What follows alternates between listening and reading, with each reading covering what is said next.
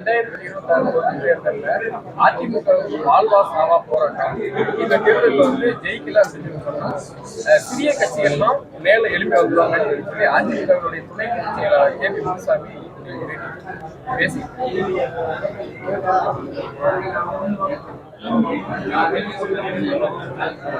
அவர் சொன்னது முற்றிலும் புறந்தள்ளக்கூடிய ஒன்று அல்ல. அதிமுகவுக்கு இது மிகவும் நெருக்கடியான ஒரு காலம்தான். அதிமுகவோடு மீண்டும் கூட்டணி வைப்பதற்காக பாரதிய ஜனதா கட்சி பல்வேறு முயற்சிகளை, பகீரத முயற்சிகளை மேற்கொண்டு வருகிறது. அதிமுக முன்னெடுக்கக்கூடிய அனைத்து முயற்சிகளையும் அது முறியடித்து வருகிறது. அதிமுகவை தனிமைப்படுத்தினால்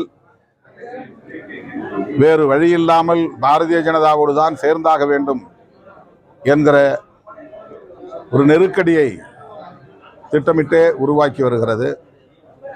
அதிமுக பாஜகவோடு போகிறதா அல்லது மீண்டும் தனித்தன்மையை பாதுகாத்து கொள்ள போகிறதா என்பது அவர்கள் முன்னால் இருக்கிற ஒரு சவால்.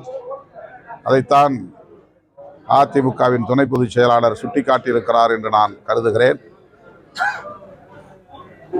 அதற்கு அவருடைய தலைமைதான் பதில் சொல்ல வேண்டும். திமுக, அதிமுக, பாஜக, நாம் தமிழர் கட்சி, விஜயோட கட்சி 5 முனை போட்டி வரும் தேர்தலில் இருக்குமா? இல்ல ஒத்த கருத்துடைய கட்சிகள்லாம் சேர்ந்தா இதோட குறைவான தேர்தல் நேரத்தில் நாம் பார்க்கலாம். இப்போது யூகமாக எதையும் நாம் சொல்ல இயலாது.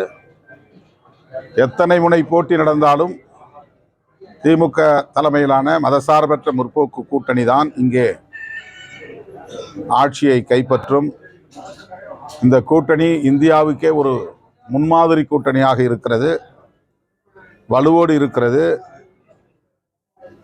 கருத்தியல் சார்ந்து இயங்கிக் கொண்டிருக்கிறது. எனவே மக்கள் இந்த கூட்டணியை மீண்டும் ஆட்சி பீடத்தில் அமர வைப்பார்கள். போதைப் பொருள் பழக்கம் இந்தியாவிலே தமிழ்நாட்டில் தான் அதிகமா இருக்கு அப்படின்னு சொல்லி இப்போ அன்புமணி ராமதாஸும் மற்ற எதிர்கட்சிகள் எங்கே அதிகமாக இருக்கிறது என்பதல்ல கேள்வி. போதைப் பொருள்களே கூடாது, அந்த புழக்கம் கட்டுப்படுத்தப்பட வேண்டும், அதற்கு கடுமையான நடவடிக்கைகளை அரசு மேற்கொள்ள வேண்டும் என்று நாங்கள் வலியுறுத்துகிறோம். அதனால்தான் மது மற்றும் போதைப்பொருள் ஒழிப்பு மகளிர் மாநாட்டை நடத்தினோம். இந்த மாநாட்டு தீர்மானங்களை விலக்கி ஆங்காங்கே பொதுக்கூட்டங்களை நடத்தி வருகிறோம்.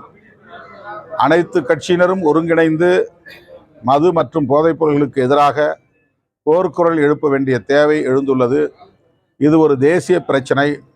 தேசிய அளவில் ஜனநாயக சக்திகள் ஒருங்கிணைந்து குரல் கொடுத்தால்தான் இதனை தடுக்க முடியும், மக்களை காப்பாற்ற முடியும்.